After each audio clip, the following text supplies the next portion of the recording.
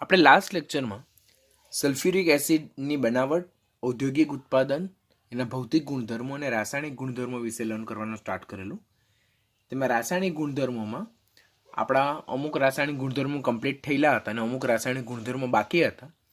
તો રિમેનિંગ રાસાયણિક ગુણધર્મો આજે આપણે આજના લેક્ચરમાં કમ્પ્લીટ કરશું. રિમેનિંગ રાસાયણિક ગુણધર્મોમાં પહેલો જે ઇમ્પોર્ટન્ટ રાસાયણિક ગુણધર્મ જે છે H2SO4નો, તો તે પ્રબળ નિર્જલીકરણ કરતા. પ્રબળ નિર્જલીકરણ કરતા એટલે કે સ્ટ્રોંગ ડિહાઇડ્રેટિંગ એજન્ટ. નિર્જલીકરણ કરતા એટલે શું? કે જે બીજા પદાર્થમાંથી પાણીને દૂર કરે, બરાબર, વોટરને રિમૂવ કરે, તેને શું કહેવાય? નિર્જલીકરણ કરતા કહેવાય. હવે સાંદ્ર H2SO4 ની વોટર એટલે કે પાણી પ્રત્યે અફિનિટી ઘણી વધારે છે, આકર્ષણ ઘણું વધારે છે. એનું રીઝન શું છે? કારણ કે સાંદ્ર H2SO4 એ પાણી સાથે હાઇડ્રોજન બંધ બનાવે છે. માટે સાંદ્ર H2SO4 ની પાણી પ્રત્યે સ્ટ્રોંગ અફિનિટી હોવાને કારણે તે અન્ય પદાર્થમાં રહેલા પાણીના અણુને દૂર કરે છે અને તે પોતે પ્રબળ નિર્જલીકરણ કરતા તરીકે વર્તે છે. એનું જો બેસ્ટમાં બેસ્ટ એક્ઝામ્પલ જોઈએ તો કોપર સલ્ફેટ પેન્ટાહાઇડ્રેટ, કે જે બ્લુ કલરનો પદાર્થ છે. Copper sulphate પેન્ટાહાઇડ્રેટ. પેન્ટાહાઇડ્રેટ એટલે શું? કે એની પાસે 5 સ્ફટિક જળ છે. તો આને હાઇડ્રેટેડ કોપર સલ્ફેટ કહેવાય, સજળ કોપર સલ્ફેટ કહેવાય, જે કેવા રંગનો છે? બ્લુ કલરનો છે. તેની જ્યારે સાંદ્ર H2SO4 સાથે પ્રક્રિયા થાય તો સાંદ્ર H2SO4 જે છે તો તે કોપર સલ્ફેટનું દ્રાવણ છે તેમાંથી આ જે સ્ફટિક જળ છે તેને શું કરશે? રિમૂવ કરશે. 5 જે સ્ફટિક જળના અણુઓ છે તેને શું કરશે? દૂર કરશે. અને આપણને આપશે શું? એનહાઇડ્રસ કોપર સલ્ફેટ, જેને નિર્જળ કોપર સલ્ફેટ કહેવાય, જે કેવા રંગનું છે? વ્હાઇટ રંગનું છે. તો this is very important example કે હાઇડ્રેટેડ સોલ્ટમાંથી વોટર ઓફ ક્રિસ્ટલાઇઝેશન સ્ફટિક જળને દૂર કરવા માટે જે H2SO4 છે તે ડિહાઇડ્રેટિંગ એજન્ટ તરીકે વર્તે, જેનું બેસ્ટ એક્ઝામ્પલ બ્લુ કલરના હાઇડ્રેટેડ કોપર સલ્ફેટમાંથી વ્હાઇટ કલરનો એનહાઇડ્રસ કોપર સલ્ફેટ. તો અહીંયા કોપર સલ્ફેટ પેન્ટાહાઇડ્રેટ જે બ્લુ રંગનો છે, જેને હાઇડ્રેટેડ ઓર સજળ કોપર સલ્ફેટ કહેવાય, તેની સાંદ્ર H2SO4 સાથે પ્રક્રિયા કરવાથી આ જે સાંદ્ર H2SO4 સલ્ફ્યુરિક એસિડ તે નિર્જલીકરણ કરતા તરીકે વર્તે અને એના સ્ફટિક જળને દૂર કરે અને એને એનહાઇડ્રસ એટલે કે નિર્જળ ક્ષારમાં કન્વર્ટ કરે, અને જેનાથી જે નિર્જળ કોપર સલ્ફેટ બને તે કેવા રંગનું બને? વ્હાઇટ રંગનું બને. આમાં સાંદ્ર H2SO4 is useful as a dehydrating agent. Second process that is called as a charring of sugar. Charring of sugar એટલે શું? ખાંડનું કાળી પડવાની ઘટના. C12H22O11, જેને ખાંડ ઓર સુક્રોઝ કહેવાય, જેને આપણે આ રીતે પણ રાઇટ કરી શકીએ, C12H2O11. ખાંડને આપણે આ સૂત્રની મદદથી પણ લખી શકીએ. તો ખાંડની જ્યારે સાંદ્ર સલ્ફ્યુરિક એસિડ સાથે પ્રક્રિયા થાય તો ખાંડમાં જે 11 પાણીના અણુઓ જે જોડાયેલા છે તે દૂર થશે અને આપણને 12 કાર્બન એટમ મળશે, જેને આપણે સુગર ચારકોલ કહીએ. આમ ખાંડ એટલે કે સુક્રોઝની સાંદ્ર સલ્ફ્યુરિક એસિડ સાથે પ્રક્રિયા કરવાથી સાંદ્ર સલ્ફ્યુરિક એસિડ નિર્જલીકરણ કરતા તરીકે વર્તે અને સુક્રોઝમાં રહેલા પાણીના 11 અણુઓને શું કરે છે? દૂર કરે છે અને તેને સુગર ચારકોલમાં એટલે કે કાળા રંગની ખાંડમાં કન્વર્ટ કરે. આ જે કાર્બોહાઈડ્રેટ સંયોજનોને બાળીને કાળા પડવાની જે ઘટના છે તેને શું કહેવામાં આવે? Sharing of sugar. તો ક્વેશ્ચન પૂછાય, ચેરિંગ ઓફ સુગર નીચેનામાંથી કઈ શર્કરા દર્શાવે? તો ખાંડ એટલે કે સુક્રોઝ દર્શાવે. તેમાં કયા રિએજન્ટનો ઉપયોગ થાય? તો સલ્ફ્યુરિક એસિડનો ઉપયોગ થાય. કયા તરીકે વર્તે? ડિહાઇડ્રેટિંગ એજન્ટ તરીકે વર્તે. અને ચેરિંગ ઓફ સુગર એ સલ્ફ્યુરિક એસિડ ની સાથે કરવામાં આવે તો એ ઘટના નીચેનામાંથી કયા મિકેનિઝમ પર છે? તો ડિહાઇડ્રેશન મિકેનિઝમ પર એ આધારિત છે. થર્ડ જે છે તો તે ફોર્મિક એસિડ અને ઓક્ઝેલિક એસિડનું ડિહાઇડ્રેશન, નિર્જલીકરણ. ફોર્મિક એસિડ, જેનું સૂત્ર HCOOH, તેની જ્યારે સાંદ્ર H2SO4 સાથે પ્રક્રિયા થાય તો સાંદ્ર H2SO4 પોતે નિર્જલીકરણ કરતા તરીકે વર્તે અને આમાંથી ફોર્મિક એસિડમાંથી પાણીનું અણુ દૂર કરે અને કાર્બન મોનોક્સાઇડ આપે. એવી જ રીતે ઓક્ઝેલિક એસિડ, જેનું સૂત્ર આ પ્રમાણે છે H2C2O4 અને જેનું બંધારણ આ પ્રકારનું છે, તેની પણ જ્યારે સાંદ્ર સલ્ફ્યુરિક એસિડ સાથે પ્રક્રિયા થાય તો આમાંથી પણ પાણીનો અણુ દૂર થાય છે. જો બંને પ્રક્રિયામાં પાણીનો અણુ દૂર થાય એટલે આ નિર્જલીકરણ પ્રક્રિયા છે. તો જ્યારે ઓક્ઝેલિક એસિડનું સાંદ્ર સલ્ફ્યુરિક એસિડ વડે નિર્જલીકરણ થાય તો ત્યારે એમાંથી કાર્બન મોનોક્સાઇડ અને ડાયોક્સાઇડ બંને બને. ફોર્મિક એસિડનું સાંદ્ર સલ્ફ્યુરિક એસિડ વડે નિર્જલીકરણ થાય ત્યારે એમાંથી H2O અને કાર્બન મોનોક્સાઇડ બને. બંનેમાં કોમન H2O અને H2O આમાં એડિશનલ CO2 જનરેટ થાય છે. તો યાદ રાખજો, બીકોઝ આના બેઝ પર નીટ પર જે સ્ટોઇક્યોમેટ્રીના બેઝ પર એક ક્વેશ્ચન પૂછાયેલો છે, તે જ્યારે આપણે એના રિલેટેડ ક્વેશ્ચન ડિસ્કશન કરશું ત્યારે હું તમને સમજાવીશ. આમ ફોર્મિક એસિડ અને ઓક્ઝેલિક એસિડનું સાંદ્ર સલ્ફ્યુરિક એસિડ વડે નિર્જલીકરણ કરતા એમાંથી પાણીના અણુઓ છે તે દૂર થાય છે અને કાર્બન મોનોક્સાઇડ ફોર્મિક એસિડમાંથી અને ઓક્ઝેલિક એસિડમાંથી કાર્બન મોનોક્સાઇડ અને કાર્બન ડાયોક્સાઇડ પ્રાપ્ત થાય છે. સેમ વે ઇથાઇલ આલ્કોહોલ, જેને આપણે ઇથેનોલ કહીએ, તો ઇથેનોલનું પણ કોન્સન્ટ્રેટેડ સલ્ફ્યુરિક એસિડની હાજરીમાં નિર્જલીકરણ થતાં અનુક્રમે આપણને ઇથિલિન ઓર ડાઇથાઇલ ઇથર મળે. હવે અહીંયા રિએક્શન જોવાનું કે અહીંયા 1 મોલ ઇથેનોલનું સાંદ્ર સલ્ફ્યુરિક એસિડની હાજરીમાં નિર્જલીકરણ થવાથી આપણને ઇન્ટ્રામોલેક્યુલર ડિહાઇડ્રેશન દ્વારા ઇથિન મળે.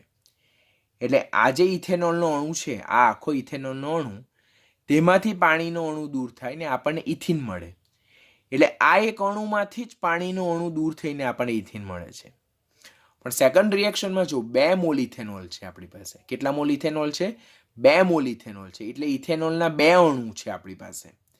તેની જ્યારે સાંદ્ર સલ્ફ્યુરિક એસિડ વડે પ્રક્રિયા થાય તો એ 2 અણુમાંથી એક પાણીનો અણુ છૂટો પડે અને આપણને સંયોજન મળે છે. તે શું છે? Diethyl ether. That is due to intermolecular dehydration. તો અહીંયા મિકેનિઝમ આપણે યાદ રાખશું: intramolecular dehydration and intermolecular dehydration. Intramolecular dehydration એટલે એક જ અણુમાંથી પાણીનો અણુ દૂર થઈને સંયોજન મળે. ઇન્ટ્રામોલેક્યુલર એટલે 2 અણુમાંથી પાણીનો એક અણુ દૂર થઈને સંયોજન મળે. તો આલ્કોહોલમાંથી જો કોન્સન્ટ્રેટેડ H2SO4 નો ઉપયોગ કરીને આલ્કીન મેળવવામાં આવે તો એને ઇન્ટ્રામોલેક્યુલર ડિહાઇડ્રેશન કહેવાય. અને આલ્કોહોલના 2 અણુ વચ્ચે કોન્સન્ટ્રેટેડ H2SO4 ની પ્રક્રિયા દ્વારા ડાઇથાઇલ ઇથર મેળવવામાં આવે તો એને શું કહેવાય? ઇન્ટરમોલેક્યુલર ડિહાઇડ્રેશન. અહીંયા એક જ અણુમાંથી પાણીનો અણુ દૂર થાય અને આપણને આલ્કીન મળે. અહીંયા આલ્કોહોલના 2 અણુ વચ્ચે સાંદ્ર સલ્ફ્યુરિક એસિડની હાજરીમાં નિર્જલીકરણ થતાં આપણને ડાઇથાઇલ ઇથર સંયોજન મળે. That's due to intermolecular dehydration process, that is between 2 molecules and this is within a molecule. Within a molecule and between molecule. એક જ અણુમાંથી અને 2 અણુમાંથી પાણીનો અણુ છૂટો પડે. તો એ પણ રિએક્શન તમારે યાદ રાખવાનું. જો તમે નહીં જોયેલું હશે તો આપણને એક્ઝામમાં પૂછાઈ જાય, કદાચ પૂછાય તો આપણે એ નહીં જોયેલું હશે તો આપણે એમાં કન્સેપ્ટ એપ્લાય કરી શકીએ નહીં, because that's not the easy thing. Drying of gases. સાંદ્ર સલ્ફ્યુરિક એસિડ જે છે તે નિર્જલીકરણ કરતા તરીકે વર્તે, એટલે પાણીનો અણુ દૂર કરે છે. માટે એ અમુક વાયુઓને શુષ્ક બનાવવા માટે પણ ખાસ ઉપયોગી છે. કેવા વાયુ? કે જે H2SO4 સાથે પ્રક્રિયા ન કરતા હોય. જેમ કે આપણી પાસે ડાયઓક્સિજન વાયુ છે, ડાયનાઇટ્રોજન વાયુ, ડાયક્લોરિન વાયુ, હાઇડ્રોક્લોરિક એસિડ, પછી સલ્ફર ડાયોક્સાઇડ છે. આ પ્રકારના જે વાયુ જે છે જેઓ સાંદ્ર H2SO4 સાથે પ્રક્રિયા કરતા નથી, તો તેવા વાયુઓને આપણે સાંદ્ર સલ્ફ્યુરિક એસિડ વડે ડ્રાય કરી શકીએ. હંમેશા ડ્રાઇંગ એજન્ટમાં શું આપણે કન્સેપ્ટ હોય કે એસિડિક ડ્રાઇંગ એજન્ટ એ એસિડિક સબસ્ટન્સને ડ્રાય કરવા માટે વપરાતો હોય. બેઝિક ડ્રાઇંગ એજન્ટ એ બેઝિક સબસ્ટન્સને ડ્રાય કરવા માટે વપરાતો હોય. પરંતુ ડ્રાઇંગ એજન્ટ જે છે તો તે જે પદાર્થને ડ્રાય કરવા માટે વપરાય તેની સાથે રિએક્ટ ન કરતો હોવો જોઈએ. એટલે એના બેઝ પરથી જો આપણે ડ્રાઇંગ એજન્ટ એટલે એસિડિક ડ્રાઇંગ એજન્ટને જો બેઝિક પદાર્થને ડ્રાય કરવા માટે યુઝ કરીએ તો that will not be possible, because acid and base they both react with each other and they will convert in salt and water. માટે અહીંયા ડ્રાઇંગ એજન્ટ એવો હોવો જોઈએ કે જે પદાર્થને ડ્રાય કરવા માટે એ ડ્રાઇંગ એજન્ટનો ઉપયોગ થાય તે પદાર્થ સાથે એ રિએક્ટ ન કરતો હોવો જોઈએ. તો આટલા જે અહીંયા એક્ઝામ્પલ વાયુ આપેલા છે યાદ રાખવાના કમ્પલસરી. તો આ બધા વાયુ સાંદ્ર સલ્ફ્યુરિક એસિડ સાથે પ્રક્રિયા કરતા નથી, માટે તેમને સાંદ્ર સલ્ફ્યુરિક એસિડ વડે ડ્રાય કરી શકીએ, શુષ્ક કરી શકીએ છીએ. પરંતુ અહીંયા ઇમ્પોર્ટન્ટ એક્ઝામ્પલ શું યાદ રાખશું આપણે કે ડાયહાઇડ્રોજન સલ્ફાઇડ જે છે તો તેને સાંદ્ર સલ્ફ્યુરિક એસિડ વડે આપણે ડ્રાય નથી કરી શકતા, આપણે એને સાંદ્ર સલ્ફ્યુરિક એસિડ વડે શુષ્ક નથી કરતા, બીકોઝ જ્યારે ડાયહાઇડ્રોજન સલ્ફાઇડની સાંદ્ર સલ્ફ્યુરિક એસિડ સાથે પ્રક્રિયા થાય તો સાંદ્ર સલ્ફ્યુરિક એસિડ જે છે તો તે ડાયહાઇડ્રોજન સલ્ફાઇડનું સલ્ફરમાં શું કરે છે? ઓક્સિડેશન કરે છે. આ પ્રક્રિયા દરમિયાન બે મિકેનિઝમ ઇન્વોલ્વ છે કે H2S નું એસમાં શું થાય છે? -2 માંથી 0 ઓક્સિડેશન થાય અને સલ્ફ્યુરિક એસિડનું પણ +6 માંથી 0 રિડક્શન થાય છે. તો આ પ્રક્રિયા આપણે ખાસ યાદ રાખવાનું કે ક્વેશ્ચન પૂછાય, આપણે નીટમાં એક વખત પૂછાયેલો છે ક્વેશ્ચન કે H2S ને સાંદ્ર સલ્ફ્યુરિક એસિડ વડે ડ્રાય કરવામાં આવતો નથી. વિધાન સાચું કે ખોટું? તો સાચું. શા માટે? કારણ કે H2S ની જ્યારે સાંદ્ર સલ્ફ્યુરિક એસિડ સાથે પ્રક્રિયા થાય તો H2S ડ્રાય નહીં થાય, પરંતુ સાંદ્ર સલ્ફ્યુરિક એસિડ જે છે તો તે હાઇડ્રોજન સલ્ફાઇડનું સલ્ફરમાં ઓક્સિડેશન કરે અને પોતે સલ્ફરમાં શું પામે છે? રિડક્શન પામે છે. તો that is opposite to disproportional reaction. આ વિસમીકરણથી વિરુદ્ધ પ્રક્રિયા છે, જેને કોન્કોપ્રોપોર્શનલ રિએક્શન કહેવાય. આ વિસમીકરણથી વિરુદ્ધ પ્રક્રિયા છે. રિએક્શન ઇમ્પોર્ટન્ટ છે, ઓલરેડી નીટમાં પૂછાયેલું છે, કાળજી રાખજો. પછી ગરમ સાંદ્ર સલ્ફ્યુરિક એસિડ જે છે તો તે મધ્યમ પ્રબળ ઓક્સિડેશન કરતા છે. મધ્યમ પ્રબળ ઓક્સિડેશન કરતા એટલે શું? પ્રબળ ઓક્સિડેશન કરતા તો છે જ, પરંતુ કેવો મધ્યમ? તેનું વેલિડ રીઝન પછીથી ખબર પડે. પહેલા તો આપણને શા માટે પ્રબળ ઓક્સિડેશન કરતા છે એવું ખબર પડે. તો આપણે એવું વિચારીએ કે સલ્ફ્યુરિક એસિડ જે છે તો સલ્ફ્યુરિક એસિડમાં સલ્ફરનો ઓક્સિડેશન આ કેટલો છે? +6 છે, જે મહત્તમ છે, જેને કારણે હવે રાસાયણિક પ્રક્રિયા દરમિયાન સલ્ફ્યુરિક એસિડમાંનો સલ્ફર એ +6 માંથી લોઅર ઓક્સિડેશન સ્ટેટ તરફ રિડક્શન પામવાની વૃત્તિ દર્શાવતો હશે, માટે રિડક્શન પામતો હશે, માટે એ ઓક્સિડેશન કરતા તરીકે વર્તો હશે, એવું આપણે કન્સેપ્ટ એપ્લાય કરીએ. તો એક વેલિડ રીઝન છે, પણ ઘણી બધી ક્વેશ્ચનરી બુક જે છે તેમાં સાંદ્ર સલ્ફ્યુરિક એસિડ ઓક્સિડેશન કરતા તરીકે વર્તે તો તેનું જસ્ટિફાઈ વેલિડ રીઝન શું આપેલું છે? એમાંથી રિલીઝ થતા નવજાત ઓક્સિજન. એટલે સાંદ્ર સલ્ફ્યુરિક એસિડને જ્યારે આપણે ગરમ કરીએ છીએ તો ત્યારે એમાંથી H2O રિલીઝ થાય, એમાંથી SO2 બને અને એમાંથી નેસન્ટ ઓક્સિજન એટલે કે નવજાત ઓક્સિજન બને. આ નવજાત ઓક્સિજન જે છે તો તે હાઈલી રિએક્ટિવ છે. હાઈલી રિએક્ટિવ છે માટે જે પદાર્થ સાથે ગરમ સાંદ્ર સલ્ફ્યુરિક એસિડ પ્રક્રિયા કરતો હોય તો તે પદાર્થ આ નવજાત ઓક્સિજન મેળવી લે અને પોતે ઓક્સિડેશન પામે. એટલે સાંદ્ર સલ્ફ્યુરિક એસિડ સાથે પ્રક્રિયા પામતો પદાર્થ આ ઓક્સિજન મેળવી લે, આ ઓક્સિજન મેળવે તો ઓક્સિજનનો ઉમેરો એટલે એનું ઓક્સિડેશન થવું. એટલે સાંદ્ર સલ્ફ્યુરિક એસિડ જે પદાર્થ સાથે સંયોજાય છે તેનું ઓક્સિડેશન કરે, માટે પોતે કયા તરીકે વર્તે? એનું ઓક્સિડેશન કરે. બરાબર. એ ઓક્સિજન મેળવે છે. એ ઓક્સિજન કોણ મેળવે છે? તો સાંદ્ર સલ્ફ્યુરિક એસિડ એની સાથે જોડાતા પદાર્થનું ઓક્સિડેશન કરે, માટે એ ઓક્સિડેશન કરતા તરીકે વર્તે અને પોતે રિડક્શન પામે છે. જો અહીંયા એનો ઓક્સિડેશન આંક +6 છે અને અહીંયા એનો ઓક્સિડેશન આંક +4 છે. માટે ગરમ સાંદ્ર સલ્ફ્યુરિક એસિડનું પ્રબળ ઓક્સિડેશન કરતા હોવા માટેનું પહેલું વેલિડ રીઝન કે સાંદ્ર સલ્ફ્યુરિક એસિડને જ્યારે ગરમ કરવામાં આવે ત્યારે એમાંથી H2O, SO2 અને નવજાત ઓક્સિજન રિલીઝ થાય. આ નવજાત ઓક્સિજન રિલીઝ થાય એટલે ઓક્સિજન દૂર થવું. ઓક્સિજન દૂર થવું એટલે કઈ પ્રક્રિયા? ઓક્સિજન દૂર થવું. આ ઓક્સિજન શું થાય છે? દૂર થાય છે. ઓક્સિજન આ પ્રક્રિયા દરમિયાન શું થાય છે? દૂર થાય છે. તો ઓક્સિજન દૂર થવું એટલે કઈ પ્રક્રિયા કહેવાય? રિડક્શન પ્રક્રિયા કહેવાય. વધુમાં સલ્ફરનો ઓક્સિડેશન આંક આ પ્રક્રિયા દરમિયાન +6 માંથી +4 ઘટાડો દર્શાવે છે, માટે આ પ્રક્રિયા કેવી છે? રિડક્શન પ્રક્રિયા. માટે ગરમ સાંદ્ર સલ્ફ્યુરિક એસિડ એ કયા કરતા તરીકે વર્તે? ઓક્સિડેશન કરતા તરીકે વર્તે. તો આપણે ખાસ યાદ રાખવાનું, જો આપણને ક્વેશ્ચન પૂછવામાં આવે કે સલ્ફ્યુરિક એસિડ એ પ્રબળ ઓક્સિડેશન કરતા છે તો એનું વેલિડ રીઝન શું? તો સાંદ્ર સલ્ફ્યુરિક એસિડને જ્યારે ગરમ કરવામાં આવે તેનું પહેલું રીઝન એમાંથી H2O, SO2 અને નવજાત ઓક્સિજન છૂટો પડે. ઓક્સિજન છૂટો પડવો, ઓક્સિજન દૂર થવું એટલે રિડક્શન પામવું, માટે ઓક્સિડેશન કરતા. બીજું વેલિડ રીઝન કે આ પ્રક્રિયા દરમિયાન સલ્ફરનો ઓક્સિડેશન આંક +6 માંથી +4 રિડક્શન પામે.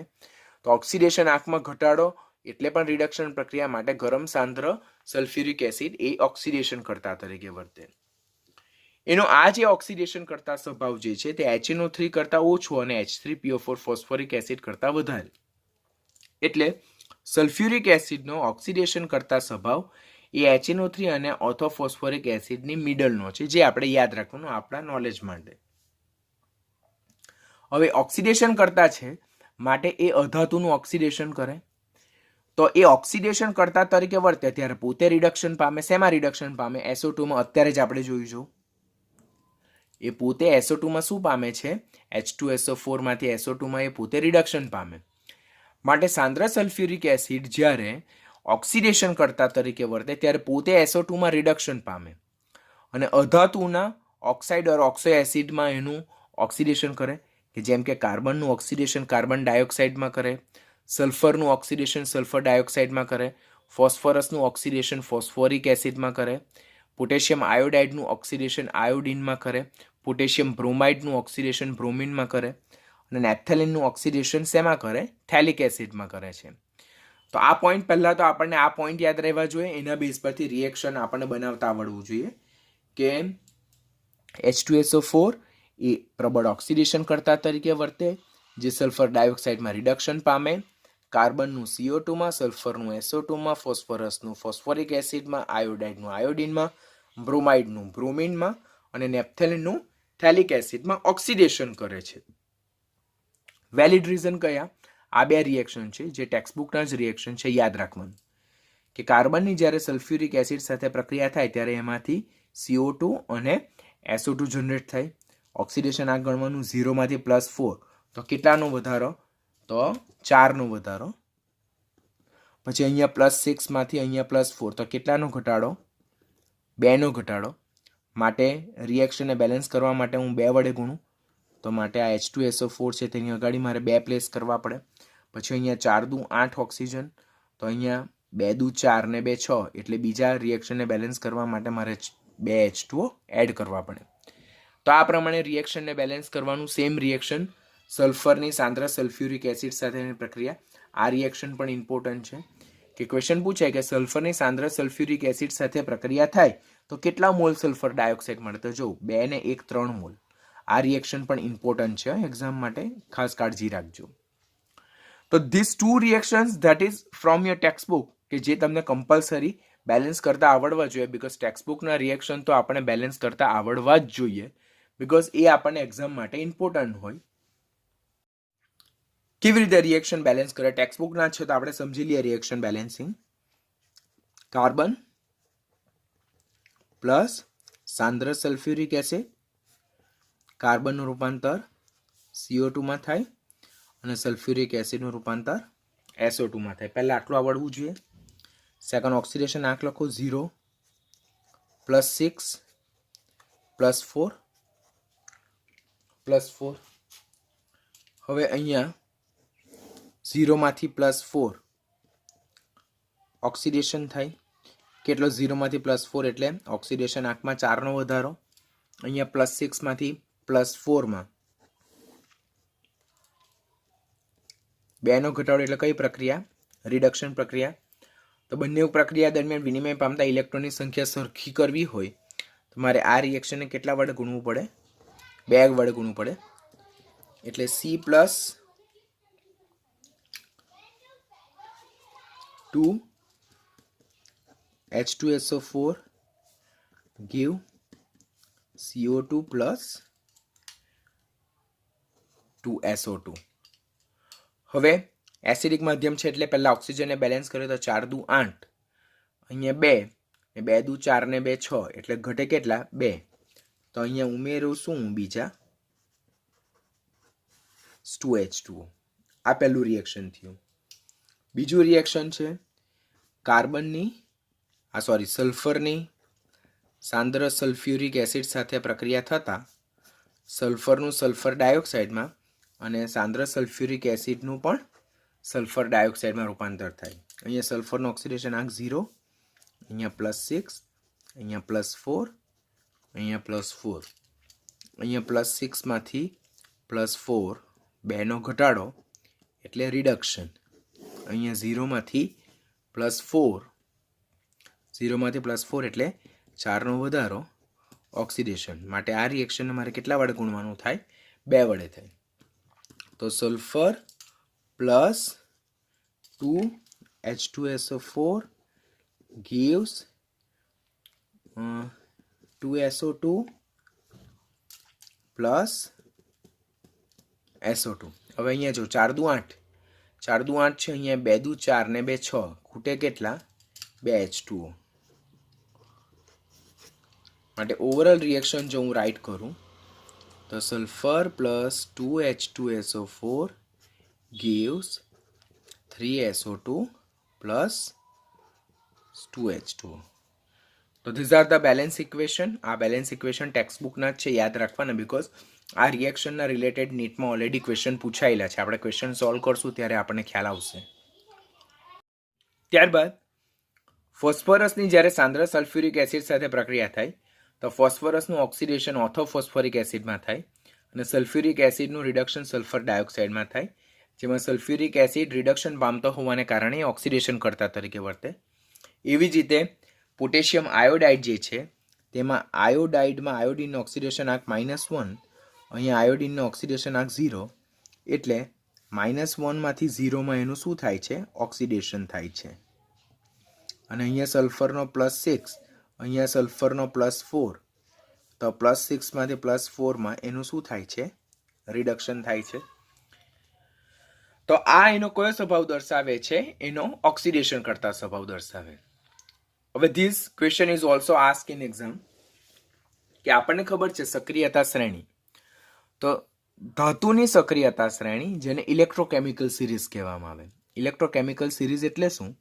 જુદી જુદી ધાતુને તેમના પ્રમાણિત રિડક્શન પોટેન્શિયલના ચડતા ક્રમમાં ગોઠવવાથી જે સિરીઝ રેડી થાય તેને ઇલેક્ટ્રોકેમિકલ સિરીઝ એટલે કે ધાતુની સક્રિયતા શ્રેણી કહેવાય.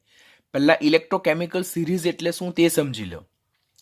જુદી જુદી ધાતુની ઇલેક્ટ્રોકેમિકલ સિરીઝની વાત કરીએ છીએ આપણે.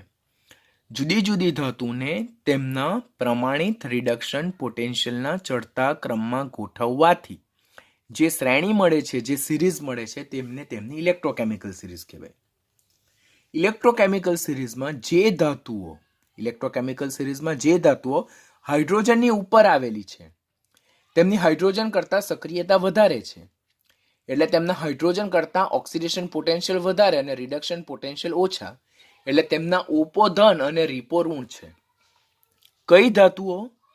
જે ધાતુઓ ઇલેક્ટ્રોકેમિકલ સિરીઝમાં હાઇડ્રોજનની ઉપર આવેલી છે તેમના ઓપો ધન રીપો ઋણ. માટે આ પ્રકારની ધાતુઓ જ્યારે સલ્ફ્યુરિક એસિડ સાથે પ્રક્રિયા કરે ત્યારે સલ્ફ્યુરિક એસિડમાં રહેલા H+ નું H2 સ્વરૂપે રૂપાંતર કરશે, વિસ્થાપન કરશે. ખાસ ખ્યાલ રાખો, ઇલેક્ટ્રોકેમિકલ સિરીઝમાં જે ધાતુઓ હાઇડ્રોજનની ઉપર આવેલી છે તે ધાતુની સક્રિયતા હાઇડ્રોજન કરતાં વધારે છે, તેમના ઓક્સિડેશન પોટેન્શિયલ હાઇડ્રોજન કરતાં વધારે અને ધન છે, રિડક્શન પોટેન્શિયલ હાઇડ્રોજન કરતાં ઓછા અને ઋણ છે. માટે આ પ્રકારની ધાતુઓ જ્યારે એસિડ સાથે પ્રક્રિયા કરે ત્યારે એસિડમાં રહેલા H+ નું H2 સ્વરૂપે વિસ્થાપન કરી શકે છે.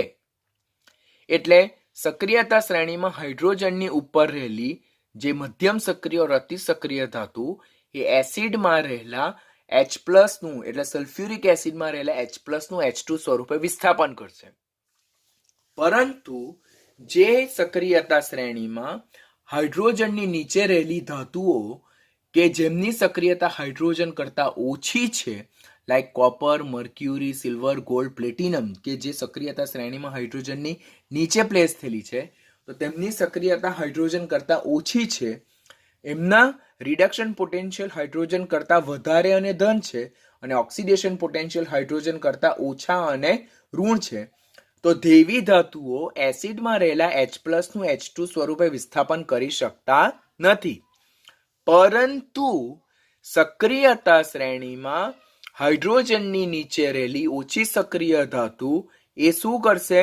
એસિડમાંથી H+ નું H2 સ્વરૂપે વિસ્થાપન નહીં કરી શકે, પરંતુ એ સલ્ફ્યુરિક એસિડમાં સલ્ફરનું SO2 સ્વરૂપે રિડક્શન કરી શકશે. સલ્ફ્યુરિક એસિડમાં રહેલા સલ્ફરનું SO2 સ્વરૂપે રિડક્શન કરી શકશે. તો the point should be remember, સક્રિયતા શ્રેણીમાં હાઇડ્રોજનની ઉપર રહેલી ધાતુઓ એ H2SO4 માંથી H2 મુક્ત કરશે અને SO2 ની મુક્ત કરે, અને સક્રિયતા શ્રેણીમાં હાઇડ્રોજનની નીચે રહેલી ધાતુઓ તે H2SO4 માંથી H2 મુક્ત નહીં કરે, પરંતુ H2SO4 માંથી SO2 મુક્ત કરશે. તો તેનું મોસ્ટ ઇમ્પોર્ટન્ટ એક્ઝામ્પલ અહીંયા છે કે ઇલેક્ટ્રોકેમિકલ સિરીઝમાં વિદ્યુત રાસાયણિક શ્રેણીમાં હાઇડ્રોજનની નીચે આવેલી ધાતુઓ જેમ કે copper, mercury, silver, gold, platinum જેવી ધાતુઓ સાંદ્ર સલ્ફ્યુરિક એસિડ વડે ઓક્સિડેશન પામે છે. બરાબર, આ ધાતુઓ સાંદ્ર સલ્ફ્યુરિક એસિડ વડે ઓક્સિડેશન પામે અને તે સલ્ફ્યુરિક એસિડમાં સલ્ફરનું SO2 સ્વરૂપે રૂપાંતર કરે. પરિણામે અહીંયા સલ્ફ્યુરિક એસિડનું SO2 માં રિડક્શન થાય, માટે સલ્ફ્યુરિક એસિડ એ ઓક્સિડેશન કરતા તરીકે વર્તે, જે ઓછી સક્રિય ધાતુના તેમના અનુવર્તી ક્ષારમાં ઓક્સિડેશન કરે. This is also most important reaction. આ પણ નીટમાં પૂછાયેલું રિએક્શન છે, યાદ રાખવાનું. કોપરનું CuSO4 માં ઓક્સિડેશન કરે, મર્ક્યુરીનું HgSO4 માં ઓક્સિડેશન કરે અને સિલ્વરનું Ag2SO4 માં ઓક્સિડેશન કરે અને પોતે H2SO4 માંથી SO2 માં રિડક્શન પામે. આમ સલ્ફ્યુરિક એસિડ આ પ્રકારની ધાતુ સાથે પણ એ ઓક્સિડેશન કરતા સ્વભાવ દર્શાવે છે. And the last but not the least few important reaction, extra reaction જે આપણે જોઈ લઈએ કે સલ્ફ્યુરિક એસિડ જેનું બંધારણ આવું છે તેની ફોસ્ફરસ પેન્ટાક્લોરાઇડ લિમિટેડ ફોસ્ફરસ પેન્ટાક્લોરાઇડ સાથે પ્રક્રિયા થાય ત્યારે એના બંધારણમાં રહેલા એક OH નું Cl વડે વિસ્થાપન થતાં આપણને OH-SOO-Cl સંયોજન મળે, જેનું સૂત્ર આ પ્રકારનું છે. તો આને કહેવાય ક્લોરોસલ્ફોનિક એસિડ. શું કહેવામાં આવે? ક્લોરોસલ્ફોનિક એસિડ. ક્લોરોસલ્ફોનિક એસિડ કહેવામાં આવે. પછી POCl3 અને HCl મળશે. આ સલ્ફ્યુરિક એસિડનું બંધારણ છે જે ઓક્સો એસિડમાં આપણે ઓલરેડી જોઈ ગયા છે. તેમાં રહેલો હાઇડ્રોક્સિલ ગ્રુપનું PCl5 ના એક ક્લોરીન વડે વિસ્થાપન થાય એટલે મળે ક્લોરોસલ્ફોનિક એસિડ. હવે જ્યારે ફોસ્ફરસ પેન્ટાક્લોરાઇડ એક્સેસ અમાઉન્ટમાં લેવામાં આવે ત્યારે બંને હાઇડ્રોક્સિલ ગ્રુપનું ક્લોરીન વડે વિસ્થાપન થાય તો ત્યારે મળે આપણને SO2Cl2, જેને કહેવામાં આવે સલ્ફ્યુરાઇલ ક્લોરાઇડ. એને શું કહેવામાં આવે? સલ્ફ્યુરાઇલ ક્લોરાઇડ. સાથે POCl3 અને HCl છૂટા પડે. બંનેમાં કોમન પ્રોડક્ટ આ છે, પણ PCl5 લિમિટેડ અમાઉન્ટમાં લેવામાં આવે તો ક્લોરોસલ્ફોનિક એસિડ મળે અને PCl5 એક્સેસ અમાઉન્ટમાં લેવામાં આવે તો સલ્ફ્યુરાઇલ ક્લોરાઇડ મળે. H2SO4 ને જો SO3 માં દ્રાવ્ય, એટલે SO3 જે છે H2SO4 માં દ્રાવ્ય થાય, નીટમાં ક્વેશ્ચન પૂછાયેલો છે કે નીચેનામાંથી કયો વાયુ સલ્ફ્યુરિક એસિડમાં શોષાઈને ઓલિયમ બનાવે, તો તે સલ્ફર ટ્રાયોક્સાઇડ. પછી પોટેશિયમ ક્લોરેટ પણ સલ્ફ્યુરિક એસિડની હાજરીમાં વિઘટન પામીને પોટેશિયમ બાયસલ્ફેટ, પછી પરક્લોરિક એસિડ ક્લોરીન ટેટ્રોક્સાઇડ અને H2O માં રૂપાંતર પામે. પછી ફોસ્ફરસ પેન્ટોક્સાઇડ પણ સલ્ફ્યુરિક એસિડ સાથે પ્રક્રિયા કરીને મેટાફોસ્ફોરિક એસિડ અને સલ્ફર ટ્રાયોક્સાઇડ બનાવે. અને આ રિએક્શન પણ નીટમાં પૂછાયેલું છે કે જ્યારે ડાયહાઇડ્રોજન સલ્ફાઇડ વાયુને એસિડિક KMnO4 માંથી રૂપાંતર કરવામાં આવે તો ડાયહાઇડ્રોજન સલ્ફાઇડનું રિડક્શન સલ્ફરમાં થાય, આ ઓક્સિડેશન સલ્ફરમાં થાય અને પોટેશિયમ પરમેંગેનેટનું જે રિડક્શન છે તે મેંગેનીઝ સલ્ફેટમાં થાય, જેનું બેલેન્સ રિએક્શન અહીંયા છે. KMnO4 નું +7 માંથી +2 મેંગેનીઝ સલ્ફેટમાં રિડક્શન થાય, માટે એ ઓક્સિડેશન કરતા તરીકે વર્તે, અને હાઇડ્રોજન સલ્ફાઇડમાં રહેલા સલ્ફરનું -2 માંથી 0 માં ઓક્સિડેશન થાય છે, માટે આ પ્રક્રિયા દરમિયાન એ રિડક્શન કરતા તરીકે વર્તે. તો these are the important concept about the sulphuric acid. Very most important short note: HNO3, sulphuric acid અને ક્લોરીન અને સમૂહ 18 માંથી ઝેનોનના ઓક્સીફ્લોરો સંયોજનો. These are the very important short note જે આપણે નીટ માટે ખૂબ જ ધ્યાનથી લર્ન કરવાનું. સલ્ફ્યુરિક એસિડ અહીંયા ઓવર થાય છે. બીજા કોઈ એક્સ્ટ્રા રિએક્શન જો તમારા ધ્યાનમાં આવે ઓર મારા ધ્યાનમાં આવે તો હું ધીમે ધીમે તમને એક્સપ્લેન કરતો જઈશ. એટ પ્રેઝન્ટ આપણે આટલા યાદ રાખવાના છે. હવે આપણે પ્રીવિયસ યર પૂછાયેલા AIPMT નીટના ક્વેશ્ચન સોલ્વ કરવાનું સ્ટાર્ટ કરશું. હવે આપણે સમૂહ 16ના પ્રીવિયસ યર AIPMT નીટ અને એમ્સમાં પૂછાયેલા ક્વેશ્ચનના રિલેટેડ ડિસ્કશન કરશું. પહેલા AIPMT નીટમાં આ બાજુ જુદી જુદી કયા યર્સમાં પૂછાયેલા છે તે યર ઓલરેડી લખેલું છે, એટલે એના રિલેટેડ ડિસ્કશન નથી કરવાનું, એ જસ્ટ તમારા નોલેજ માટે છે. પહેલો ક્વેશ્ચન, SO2નો બ્લીચિંગ ગુણધર્મ એ તેના કયા ગુણધર્મને આભારી છે? તો પહેલાં તો આપણે ઓલરેડી સલ્ફર ડાયોક્સાઇડમાં જોયેલું જ હતું કે શુષ્ક સલ્ફર ડાયોક્સાઇડ જે છે તે બ્લીચિંગ ગુણધર્મ ધરાવતો નથી. પહેલાં આપણે શું યાદ રાખવાનું? શુષ્ક એટલે કે ડ્રાય સલ્ફર ડાયોક્સાઇડ બ્લીચિંગ ગુણધર્મ ધરાવતો નથી.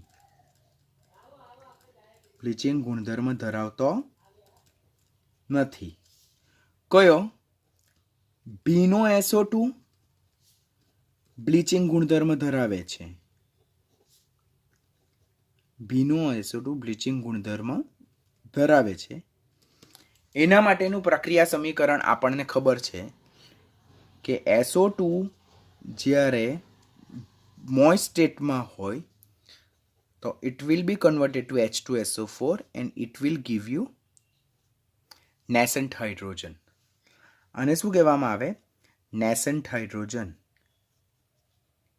nascent hydrogen. nascent hydrogen એટલે શું? નવજાત હાઇડ્રોજન.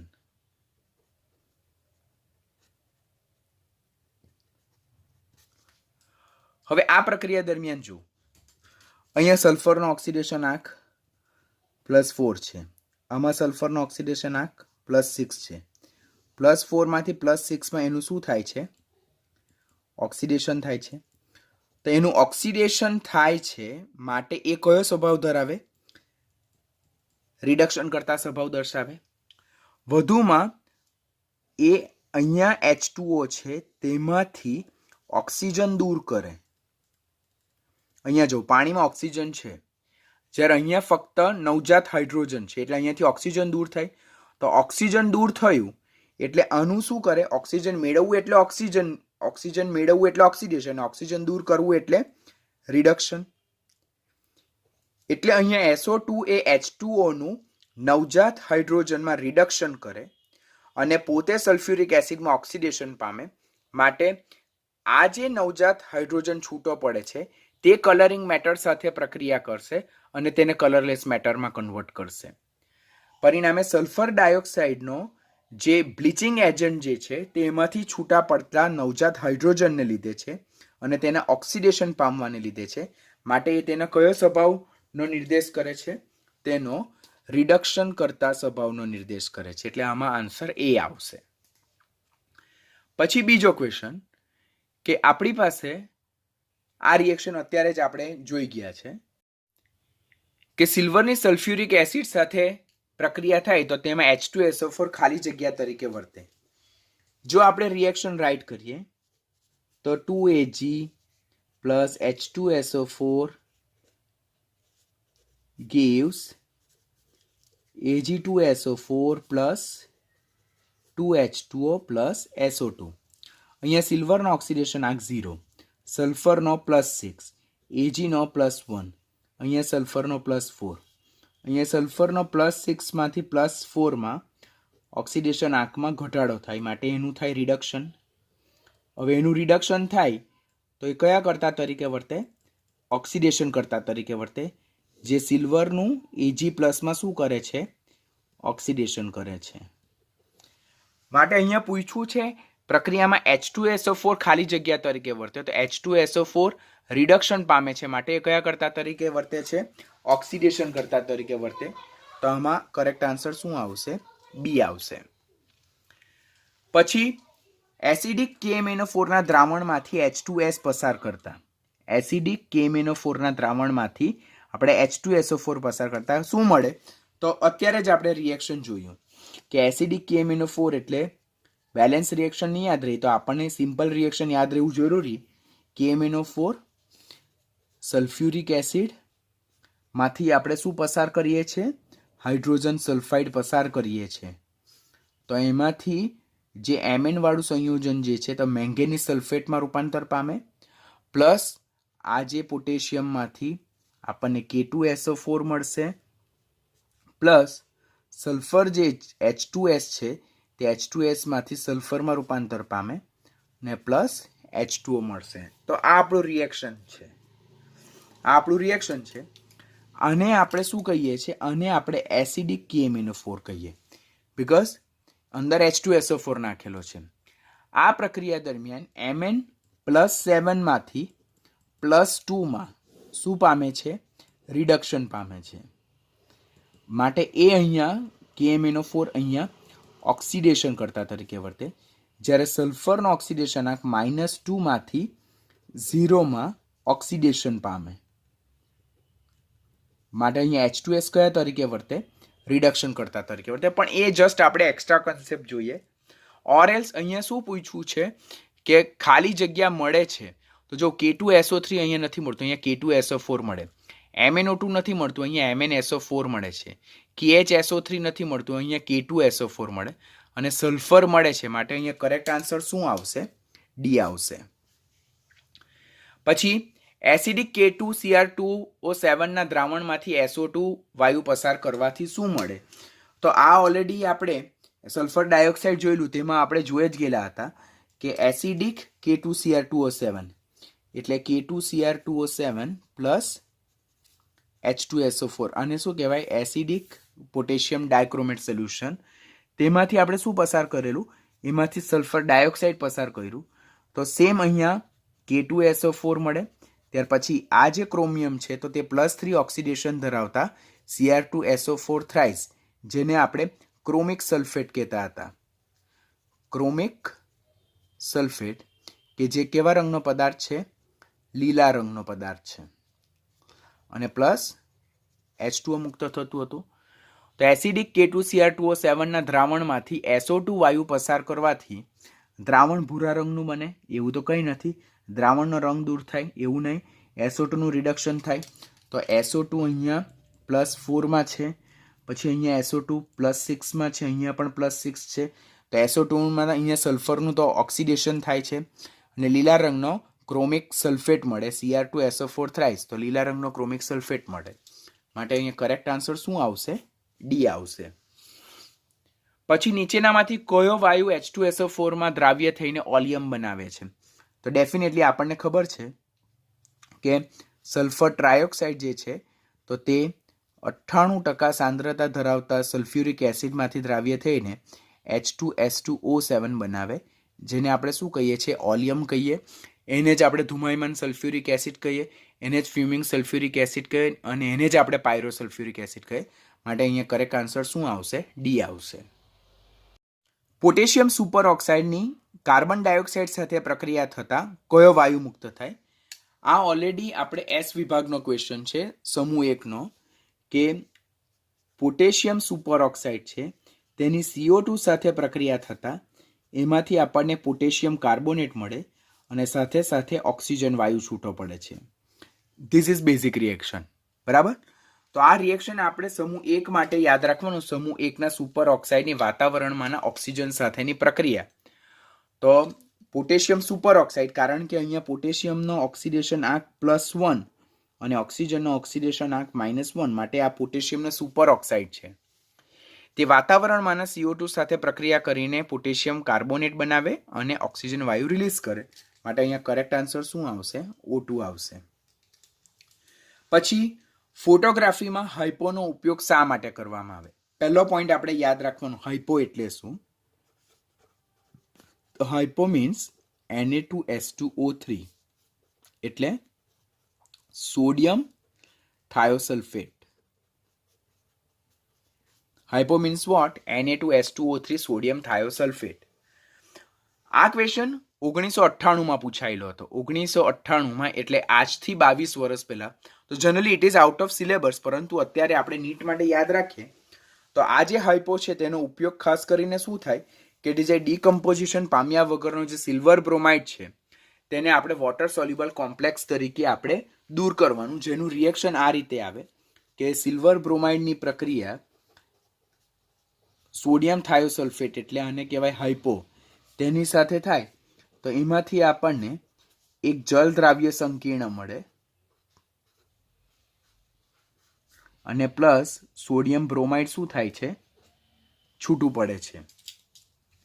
તો આ એક જલ દ્રાવ્ય સંકીર્ણ મળે. બરાબર? ને અહીંયા આપણે જોઈએ તો Na3 અને 1 એટલે 4 એટલે મારે અહીંયા પ્લેસ કરવું પડે 2, તો રિએક્શન બેલેન્સ. તો આ જલ દ્રાવ્ય સંકીર્ણ મળે છે, માટે અહીંયા આન્સર શું આવશે? સી, જે આપણે યાદ રાખવાનું છે. આ ક્વેશ્ચન અહીંયા જોઈ લો હોય તો જ આપણે નીટ માટે એને કરેક્ટ કરી શકીએ. માટે બધા જ ક્વેશ્ચનને જેટલું બી એક્સ્ટ્રા કન્ટેન્ટ કરાવવામાં આવે તેને પરફેક્ટ કરતા જવાનું, જેથી આપણને ફાઇનલ એક્ઝામમાં કોઈ પ્રોબ્લેમ નહીં થાય. નીચેનામાંથી કયા આયનમાં સલ્ફર બંધ ગેરહાજર છે? હા, શબ્દ જોવાનું, ગેરહાજર.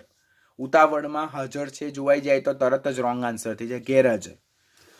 તો આ બધા છે. તો પહેલા તો મેં તમને જે રીતે સલ્ફરના ઓક્સો એસિડના બંધારણ, સલ્ફોક્સિલિક એસિડ પછી શીખવેલા તે બંધારણ દોરવાના પ્રયત્ન કરવાનો, ઓર એટલો બધો સમય નહીં બગાડવો હોય તો સ્માર્ટલી વર્ક કરવાનો.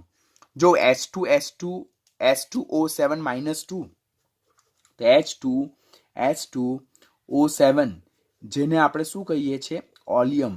એને જ આપણે કહીએ ધુમાયમાન, એને જ આપણે કહીએ પાયરો, એને જ આપણે કહીએ ફ્યુમિંગ સલ્ફ્યુરિક એસિડ. ફ્યુમિંગ સલ્ફ્યુરિક એસિડ કહીએ. હવે એનું બંધારણ આપણે આ રીતે જોઈલું, SOS double bond O double bond O double bond O double bond O O O H H. હવે આમાંથી H જો દૂર થઈ જાય તો અહીંયા માઇનસ અને માઇનસ, એટલે S2 1 2 3 4 5 6 અને 7. તો આ H2O7 એ H2SO7 નો નેગેટિવ આયન છે, ઓલિયમનો છે, જેમાં આપણી પાસે સલ્ફર સિંગલ બોન્ડ નથી. માટે આમાં કરેક્ટ આન્સર શું આવશે? D, H2O7 -2. 2 વખત પૂછાયેલો ક્વેશ્ચન છે સેમ. નીચેનામાંથી કયું ચાલ્કોજન નથી? બરાબર. તો આપણને ખબર છે કે સમૂહ 16ના તત્વો,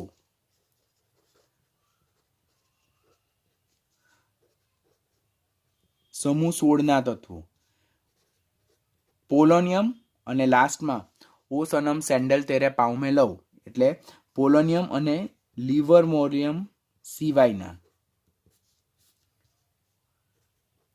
તત્વોને આપણે ચાલ્કોજન કહીએ.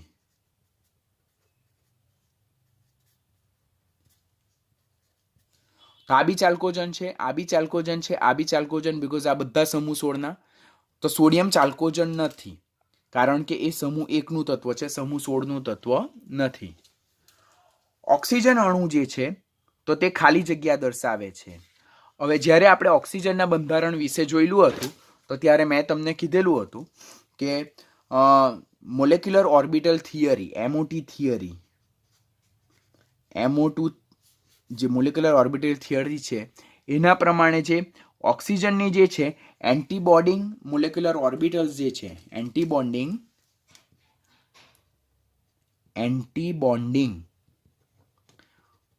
મોલેક્યુલર ઓર્બિટલ્સમાં 2 અનપેર્ડ ઇલેક્ટ્રોન ધરાવે. અનપેર્ડ એટલે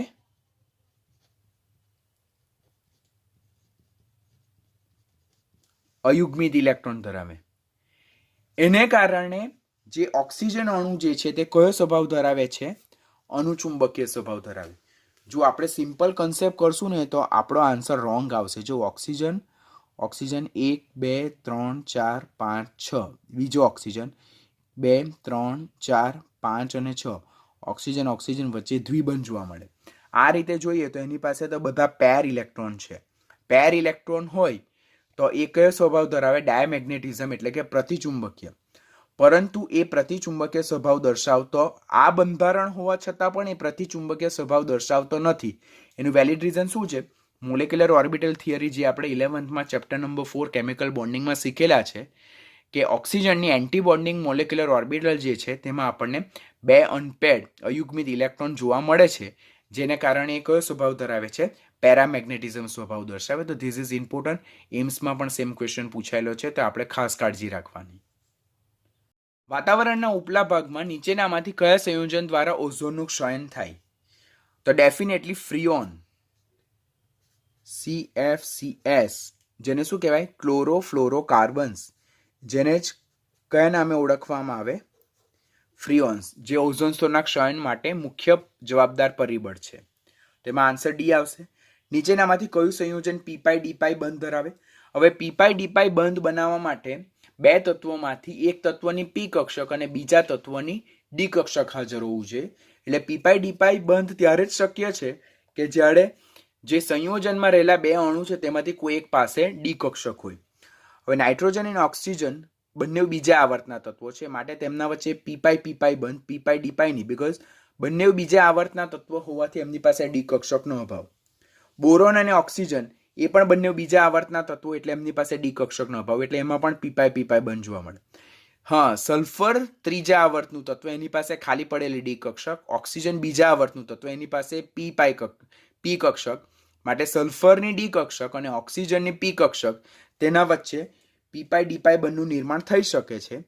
કાર્બન બીજા આવર્તનું, ઓક્સિજન પણ બીજા આવર્તનું, તો બંનેમાંથી કોઈ પણ તત્વ પાસે ડી કક્ષક હાજર નથી, માટે તેમના વચ્ચે પી પાઈ ડી પાઈ નહીં, પરંતુ એમના વચ્ચે પી પાઈ. તો આમાં પણ પી પાઈ, આમાં પણ પી પાઈ અને આમાં પણ પી પાઈ, બીકોઝ એ બધા બીજા આવર્તના તત્વો છે. એનું કારણ શું? કાર્બન, ત્યાર પછી અહીંયા આપણે પહેલાં લખીએ બોરોન, કાર્બન, નાઇટ્રોજન, ઓક્સિજન, એ બધા સેકન્ડ આવર્તના તત્વો છે જેમાં ડી કક્ષકનો અભાવ છે. તો એકમાત્ર કોણ જેમાં સલ્ફર ત્રીજા આવર્તનું તત્વ છે, માટે તેઓ પી પાઈ ડી પાઈ બંધ બનાવશે, કારણ કે સલ્ફર એ ત્રીજા આવર્તનું તત્વ છે. પછી O3 અણુના એંગ્યુલર શેપ, કોણીય આકાર નીચેનામાંથી કોને આભારી છે? તો મેં તમને ઓલરેડી થિયરીમાં કરાવ્યું છે કે આ ઓક્સિજન છે, તો તેમાં હાઇબ્રિડ રેઝોનન્સ આ રીતે જોવા મળે, જેને કારણે બે સિગ્મા બોન્ડ અને બે પાઈ બંધનું નિર્માણ થાય. આ ઓલરેડી મેં તમને થિયરીમાં ઓઝોનનું બંધારણ કરાવેલું છે, તેમાં કરાવેલું છે, પણ અહીંયા કરેક્ટ આન્સર શું આવશે? એ આવશે. નીચેનામાંથી કઈ પ્રક્રિયા દ્વારા SO3 બનશે? નીચેનામાંથી કઈ પ્રક્રિયા દ્વારા SO3 બનશે? તો નીચેનામાંથી કઈ પ્રક્રિયા દ્વારા સલ્ફર ટ્રાયોક્સાઇડ બનશે? તો પહેલી રિએક્શન જે છે તે આપણે અત્યારે જ જોઈ ગયા સલ્ફ્યુરિક એસિડમાં, કે સલ્ફરની સલ્ફ્યુરિક એસિડ સાથે પ્રક્રિયા થતાં આપણને સલ્ફર ડાયોક્સાઇડ અને H2O બને, તો આમાં SO3 નથી બનતો. બીજી પ્રક્રિયા જે છે તેમાં H2SO4 ની PCl5, અહીંયા એક્સેસ નથી આપ્યું, એટલે આપણે શું સમજવાનું? ક્લોરોસલ્ફોનિક એસિડ એટલે HSO3Cl મળે, પ્લસ POCl3 મળે અને પ્લસ H2O છૂટવો પડે. આપણે જોઈને અત્યારે જ કે અહીંયા H2O ને અહીંયા HCl છૂટવું પડશે, કે સલ્ફ્યુરિક એસિડની જ્યારે ફોસ્ફરસ પેન્ટાક્લોરાઇડ સાથે પ્રક્રિયા થાય તો ક્લોરોસલ્ફોનિક એસિડ, ફોસ્ફરસ ઓક્સી ટ્રાઇક્લોરાઇડ અને HCl બને. પછી ત્રીજી પ્રક્રિયા જે છે તેમાં કેલ્શિયમ સલ્ફેટની કાર્બન સાથે જ્યારે પ્રક્રિયા કરવામાં આવે તો એમાંથી કેલ્શિયમ સલ્ફાઇડ મળે, પ્લસ કાર્બન મોનોક્સાઇડ અને પ્લસ કાર્બન ડાયોક્સાઇડ છૂટા પડે છે. કેલ્શિયમ સલ્ફેટની કાર્બન સાથે જ્યારે હીટિંગ પ્રોસેસ કરવામાં આવે, આ બધી હીટિંગ પ્રોસેસ છે, તો એમાંથી કેલ્શિયમ સલ્ફાઇડ, પછી કાર્બન મોનોક્સાઇડ અને કાર્બન ડાયોક્સાઇડ મળે. તો અહીંયાથી પણ કશે આપણને SO3 નથી બનતો. તો એકમાત્ર રિએક્શન જે છે તો તે છે ફેરિક સલ્ફેટ. અને શું કહેવામાં આવે? Ferric sulphate. તેનું જો સ્ટ્રોંગલી હીટિંગ કરવામાં આવે તો એમાંથી આપણને Fe2O3 મળે અને સાથે સાથે સલ્ફર ટ્રાયોક્સાઇડ છૂટો પડશે. માટે અહીંયા આપણો આન્સર, કરેક્ટ આન્સર શું આવશે? ડી આન્સર આવશે, જે આપણે કમ્પલસરી યાદ રાખવાનું છે, બીકોઝ આ એક અનયુઝ્યુઅલ રિએક્શન છે જે આપણે કમ્પલસરી યાદ રાખવું પડશે. રિએક્શન બેલેન્સ કરવું હોય તો અહીંયા 3 છે, માટે અહીંયા મારે 3 મૂકવા પડશે અને 3 ચોક 12, તો 3 તાલી 9 ને 3 12, 2 Fe, એટલે રિએક્શન મારું બેલેન્સ છે. નીચેનામાંથી કયું વિધાન ખોટું છે? બરાબર, વાંચીએ પહેલા. તો ONF એ O2N- સાથે સમ ઇલેક્ટ્રોનીય છે. હવે ઓક્સિજન જે છે તો ઓક્સિજનનો પરમાણુ ક્રમાંક ગણીએ તો ઓક્સિજનનો પરમાણુ ક્રમાંક છે 8, એટલે એમાં 8 ઇલેક્ટ્રોન. પછી નાઇટ્રોજનનો પરમાણુ ક્રમાંક 7, તો એમાં 7 ઇલેક્ટ્રોન, અને ફ્લોરિનનો પરમાણુ ક્રમાંક ગણીએ 9, તો 9 ને 9 18 એટલે 17 ને 7 24. આમાં કુલ કેટલા ઇલેક્ટ્રોન? 24 ઇલેક્ટ્રોન છે. પછી અહીંયા 8 દુ 16 વત્તા નાઇટ્રોજન જે છે તો તેનામાં 7 અને વત્તા 1 એટલે આમાં પણ 24 ઇલેક્ટ્રોન છે. તો આ વિધાન કેવું છે? આ વિધાન તો સાચું છે. તે both are isoelectronic to each other. OF2 એ ફ્લોરિનનો ઓક્સાઇડ છે. જો now yes this is the thing, this is our answer. મેં તમને ઓલરેડી સમજાવતો હતો. OF2 માં O+2 છે અને 2F- છે, માટે આ ઓક્સિજનનો ફ્લોરાઇડ છે. ઓક્સિજનનો ડાયફ્લોરાઇડ છે. ફ્લોરિનનો ઓક્સાઇડ નથી. કેમ ફ્લોરિનનો ઓક્સાઇડ નથી? કારણ કે ઓક્સાઇડ હોય તો એમાં O-2 હોવું જોઈએ એન્ડ ફ્લોરિન પ્લસ હોવું જોઈએ. પરંતુ આપેલ સંયોજનમાં ઓક્સિજન +2 છે અને ફ્લોરિન -1 છે. કારણ કે ઇલેક્ટ્રોનેગેટિવિટી જો જોઈએ તો ઓક્સિજન કરતાં ફ્લોરિનની વધારે છે. માટે આપેલ સંયોજનમાં O+2 F- fluorine negative ion -1 તરીકે એટલે કે ફ્લોરાઇડ તરીકે છે. માટે આ ઓક્સિજનનો ડાયફ્લોરાઇડ છે, એ ફ્લોરિનનો ઓક્સાઇડ નથી. માટે આ વિધાન અહીંયા આપણને ખોટું પૂછ્યું છે. માટે અહીંયા કરેક્ટ આન્સર શું આવશે? બી આવશે. નીચેનામાંથી કયા સંયોજનને ગરમ કરતા ઓક્સિજન મળશે નહીં? તો પહેલું જ એમોનિયમ ડાયક્રોમેટ. એમોનિયમ ડાયક્રોમેટ જે છે તેનું હીટિંગ કરવાથી આપણને શું મળે છે? તો એમોનિયમ ડાયક્રોમેટનું આપણે જો હીટિંગ કરીએ તો એમાંથી આપણને ડાયનાઇટ્રોજન વાયુ, ત્યાર પછી Cr2O3 અને H2O મળે છે, જેનું રિએક્શન આ પ્રકારનું છે, જે આપણે ડાયનાઇટ્રોજન વાયુની બનાવટમાં જોયેલું હતું. ઉષ્મીય વિઘટન કરવાથી એમાંથી N2 પ્લસ એમાંથી Cr2O3 પ્લસ એમાંથી H2O છૂટો પડે. તો અહીંયા વિઘટન કરવાથી આપણને ઓક્સિજન મળશે નહીં. પોટેશિયમ ડાયક્રોમેટ, પછી ઝિંક ક્લોરેટ અને પોટેશિયમ ક્લોરેટ જેવા ઓક્સિજનયુક્ત સંયોજનનું વિઘટન કરવાથી આપણને ઓક્સિજન મળશે. જ્યારે અહીંયા એમોનિયમ ડાયક્રોમેટનું ઉષ્મીય વિઘટન કરવાથી N2 મળે છે, O2 મળતું નથી. માટે જે સાચો આન્સર છે તે એ રહેશે. નીચેનામાંથી કઈ સ્પીસીસ SS બંધ ધરાવે છે? હવે આ પણ બહુ ટ્રિકી ક્વેશ્ચન છે કે અહીંયા H2O7-2. તો જો આ ઓલિયમનો આયન છે, તો આ ઓલિયમનો આયન ઓલિયમમાં SOS બંધ જોવા મળે, SS બંધ નથી ધરાવતો. માટે અહીંયા કઈ સ્પીસીસ SS બંધ એટલે કે આ બંને સ્પીસીસ SS બંધ ધરાવતી હોવી જોઈએ. તો આમાં બી SS બંધની જોવા મળે, આમાં બી SS બંધની જોવા મળે, બીકોઝ આ પેરોક્સો ડાયસલ્ફ્યુરિક એસિડનો એનાયન છે. આમાં જોવા મળે, આમાં જોવા મળે, પરંતુ આમાં જોવા નહીં મળે. એટલે B, C અને D ઓપ્શન તો નહીં જ હોઈ શકે. કન્ફર્મ આન્સર કયો? આમાં એ આવશે કે જેમાં SS બંધ જોવા મળે. થોડુંક ટ્રિકી ક્વેશ્ચન, બંધારણ દોર્યા વગર પણ આપણે ફટાફટ એને સોલ્વ કરતા આવડવું જોઈએ. પછી 2.3 ગ્રામ ફોર્મિક એસિડ જે છે, ફોર્મિક એસિડ અને 4.5 ગ્રામ ઓક્ઝેલિક એસિડને સાંદ્ર H2SO4 સાથેની પ્રક્રિયા કરવામાં આવે છે. છૂટા પડતા વાયુને KOH પેલેટમાંથી પસાર કરવામાં આવે તો STP એ બાકી રહેલી નિપજનું વજન ગ્રામમાં શોધો. હવે અહીંયા શું કીધું? Formic acid. Nice question. આપણે અત્યારે સલ્ફ્યુરિક એસિડમાં જોયું તો ફોર્મિક એસિડ HCOOH, તો તેમાંથી H2O અને CO છૂટા પડે. પછી oxalic acid that is H2C2O4, તેનું પણ સાંદ્ર સલ્ફ્યુરિક એસિડ કોન્સન્ટ્રેટેડ H2SO4 અને કોન્સન્ટ્રેટેડ H2SO4 સાથે ગરમ કરતા H2O, CO અને CO2 છૂટા પડે છે. આપણે આ એક રિએક્શન યાદ રાખવાનું.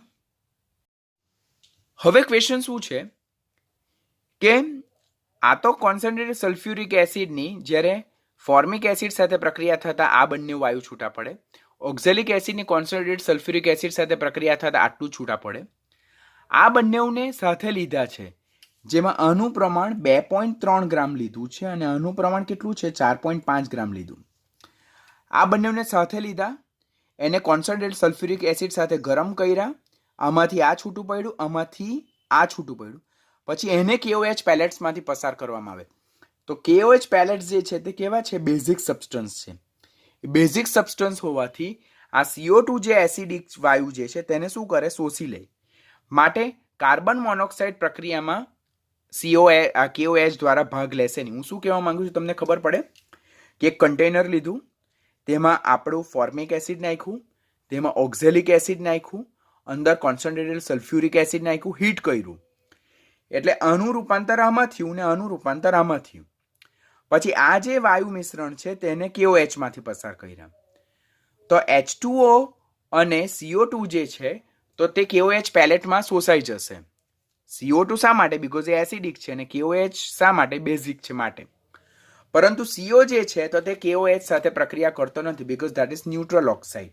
H2O બી શોષાઈ જશે. માટે હવે રિએક્શન આપણે એના બેઝ પર જોવાનું. તો આપણે સાદું ગણિત માંડીએ તો HCOOH જેનું આણ્વીય દળ કેટલું છે? 46 ગ્રામ. તો 46 ગ્રામ આપણું ફોર્મિક એસિડ છે, તેમાંથી આપણને કાર્બન મોનોક્સાઇડ કેટલો મળે? તો 28 ગ્રામ. આણ્વીય દળ લખું છું, ડાયરેક્ટ આપણે ગણી લીધું. હાઇડ્રોજનનું 1 લેવાનું, કાર્બનનું 12 લેવાનું, ઓક્સિજનનું 16, તેના બેઝ પરથી 46 ગ્રામ. તો અહીંયા 2.3 ગ્રામ ફોર્મિક એસિડ દ્વારા આપણને કેટલો મળશે? તો 2.3 ગુણ્યા 28 ભાગ્યા 46. તો આમ કરતાં આપણને અહીંયા 23 છે, અહીંયા 23, અહીંયાથી 14, એટલે અહીંયાથી આપણને મળે 1.4 ગ્રામ કાર્બન મોનોક્સાઇડ. અહીંયા પણ એવું જ કરીએ કે H2C2O4 ઓક્ઝેલિક એસિડ જેનું આણ્વીય દળ 90 છે, 90 ગ્રામ ઓક્ઝેલિક એસિડમાંથી કાર્બન મોનોક્સાઇડ આપણને કેટલો મળે? 28 ગ્રામ. અહીંયા આપણે લીધું કેટલું? 4.5 ગ્રામ. તો 4.5 ગ્રામમાંથી આપણને કેટલો મળે? તો 4.5 ગુણ્યા 28 ભાગ્યા 90, તેમાં બી 45 અને અહીંયા 14, એટલે અહીંયા 1.4 ગ્રામ CO મળે. ને બંનેનું જો વજન કરીએ તો આપણને કેટલો મળે?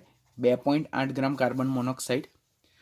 તો આ આપણે ઓક્ઝેલિક એસિડ સલ્ફ્યુરિક એસિડના જે રિએક્શન જોયા તેના રિલેટેડ ક્વેશ્ચન છે. તો આવો સ્ટોઇકિયોમેટ્રીનો ક્વેશ્ચન બી પૂછાય. આમાં આન્સર શું આવશે? સી.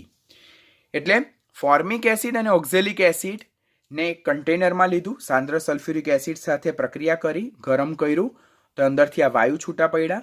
પછી CO2 અને H2O એ બેઝિક KOH માં શોષાઈ ગયા, CO શોષાયું નહીં, તો એના બેઝ પરથી સ્ટોઇકિયોમેટ્રિક કેલ્ક્યુલેશન કરીને આપણે આ રીતે આન્સરને સેટ કરી શકીએ છીએ, આન્સર સોલ્વ કરી શકીએ છીએ. Very nice question, very good. 2018માં જ પૂછાયેલો છે, તો કાળજી રાખવાની આપણે. 2019 H2E પ્રકારના હાઇડ્રાઇડ માટે ઉષ્મીય સ્થાયીતાનો સાચો ક્રમ શું છે? તો આપણને ખબર છે કે સમૂહમાં ઉપરથી નીચે તરફ જતા એટલે કે H2O, H2S, H2Se, H2TE અને H2PO ઉપરથી નીચે તરફ જતા મધ્યસ્થ પરમાણુનું કદ જેમ વધતું જાય તેમ EH બંધ લંબાઈ વધતી જાય તેમ બંધ સ્થાયીતા ઘટતી જાય અને ઉષ્મીય સ્થાયીતા ઘટતી જાય. માટે ઉપરથી નીચે તરફ જતા ઉષ્મીય સ્થાયીતાનો સાચો ક્રમ આવો છે. બરાબર?